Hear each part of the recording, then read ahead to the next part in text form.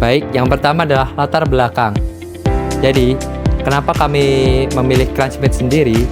Yaitu di latar belakangnya oleh perilaku konsumsi mahasiswa saat ini yang mengalami perubahan, di mana saat ini camilan tidak hanya dimaknai sebagai pengganjal lapar, namun camilan juga oleh mahasiswa-mahasiswa tentunya sebagai gaya hidup untuk sebagai bentuk kepraktisan, mungkin keunikan, dan camilan dinilai dari tampilannya yang menarik untuk dibagikan di media sosial nantinya.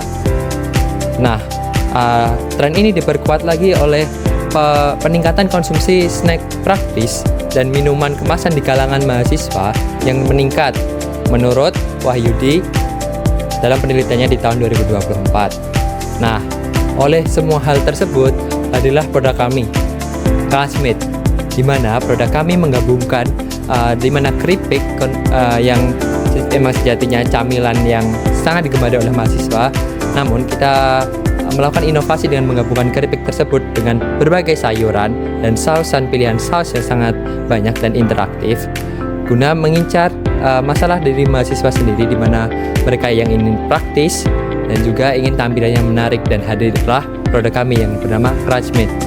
Seperti ini bentuknya. Jadi sekarang di bagian jelasan logo kami bisa dilihat pergabungan dari hiu warna kuning dan ya ada warna hijaunya dikit gitu. Hiu kenapa? Itu karena hiu kan giginya tajam gitu kan, gigitannya itu loh, gigitan keripik gitu kan bisa dibilang. Setelah itu warna kuning itu mempersembahkan warna kuningnya keripik, dan mungkin juga bisa dibilang gurih dan renyahnya begitu dari warna kuning ini, bisa diaspekkan seperti begitu. Terus ada warna hijau ini sudah simpel, cuman gabungannya itu sayuran-sayuran aja begitu kan. Lanjut ini sekarang di bagian penjelasan namanya Crunchmate gitu kan. Crunchmate itu maksudnya crunch dari suara menggigit, kan seperti suara menggigit hiu tadi kan, bisa dikorelasi gitu. Crunchnya menggigit keripik yang renyah. Terus mates maksudnya itu produk kami itu bisa di-enjoy, bisa cemilan yang cocok untuk membersamai di saat bersantai gitu sama teman-teman gitu kan. Nah, yang terakhir ini renyahnya nyata dan enaknya beda. Tagline kami dan maksudnya bisa dibilang seperti konsep renyahnya itu bisa dirasakan dari kombinasi semua itu nyata banget, enak gitu kan dari beberapa pembeli kami gitu. Terus enaknya beda karena ini beda banget dengan yang sudah dijual seperti produk-produk begitulah ya kurang lebih begitu. Jadi bisnis model Kanvas kami adalah pertama dari kemitraan kunci. Kami mencari mitra yang dapat diandalkan dalam penyediaan bahan dengan harga yang kompetitif. Kemudian mitra utama kami adalah produk dan penyajian camilannya, pemasaran secara offline ataupun online, kemudian inovasi produk dari variasi rasa serta topping-topping yang ada. Kemudian proporsi nilai kami menawarkan chips campur dengan saus dan topping yang lezat dan variatif. Kemudian kualitas produk yang tinggi dan terjamin. Kemudian kemasan yang menarik dan juga mudah dibawa. Lalu hubungan kami dengan pelanggan, yaitu kami melakukan layanan yang responsif pada pelanggan, yaitu menjawab pertanyaan ketika melakukan pre-order. Nah, lalu saluran distribusi kami menggunakan Instagram namanya.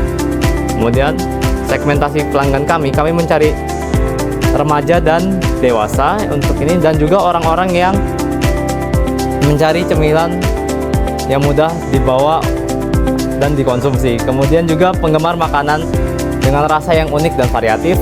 Dan juga kemudian kepada struktur biaya kami ada dua struktur biaya, yaitu yang pertama biaya yang fixed cost yang itu pembelian bahan baku dan juga kemasan.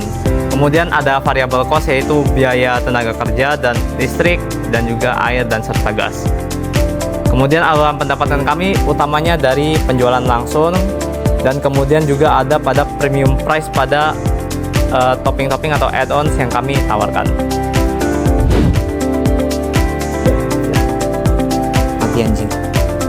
Kami memiliki strategi pemasaran berupa paket bundle dan promosi produk dalam platform sosial media.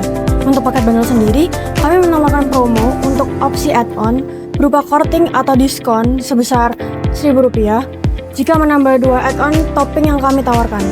Sedangkan untuk promosi produk sendiri, kami menyebarluaskan informasi tentang produk kami melalui platform sosial media berupa Instagram dan WhatsApp.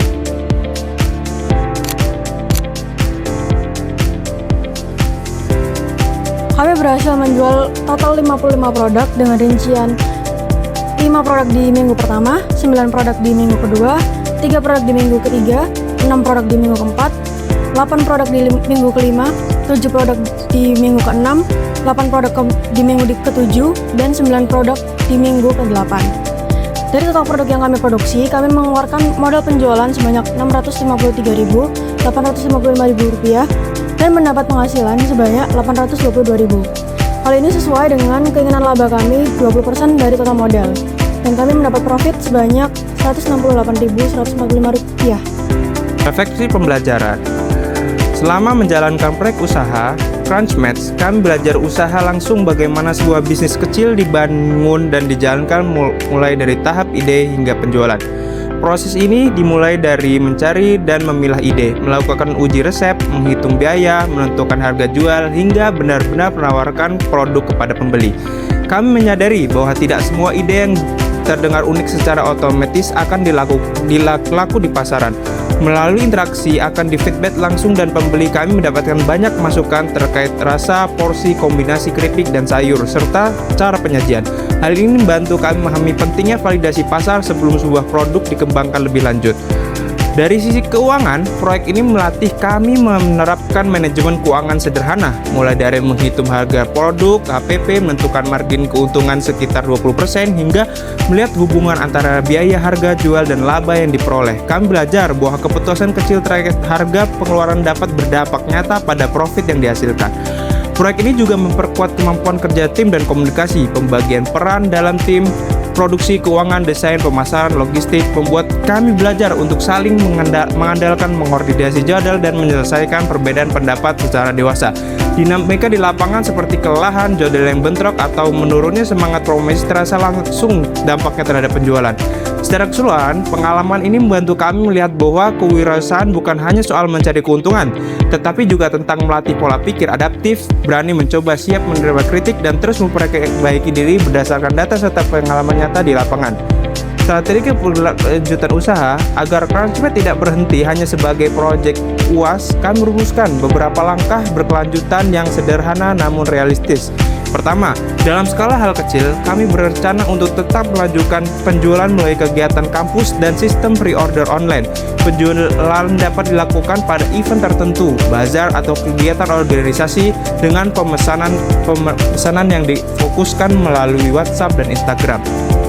Kedua, kami akan mengembangkan varian rasa dan menyesuaikan produk secara bertahap berdasarkan feedback pembeli. Fokus utama kami adalah menyempurnakan kombinasi keripik, sayur, dan saus sehingga produk menjadi lebih sesuai dengan selera pasar tanpa menghilangkan konsep awal Crunchmatch.